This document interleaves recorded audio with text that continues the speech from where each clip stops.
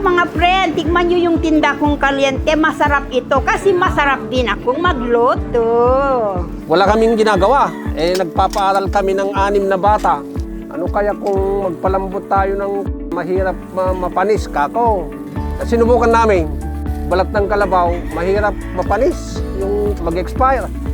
Sinubukan namin at may bumibili naman, kaya natuloy-tuloy kaming tinda. 34 years, pinagpapaaral ng mga anak ko, 6 sila. 8 to 10 kilos isang araw ang may bebenta namin. 60 pesos per cup, yung maliit. Kinukuha namin sa Batak Market, ma'am, doon sa Tabisola Meat Stand. Maaga kaming pupunta, mga alas 4, tapos uwi agad para maihaw. Yung kalabaw mas mura, makapal pa yung balat. Yung baka manipis. Mas mahal wala pa kang yung kunting ganansya. Ganansya. Mas yung kalabaw.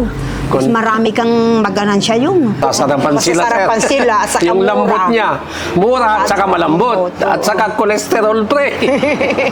Yung iba pang ulam, pero kadalasan pang pulutan. Ako si Rogelio S. Gattok, Ako naman si Ninang Larry Balbuena Gattok. taga Pias Norte, Corimao, Ilocos Norte, nagtitinda ng kalyente.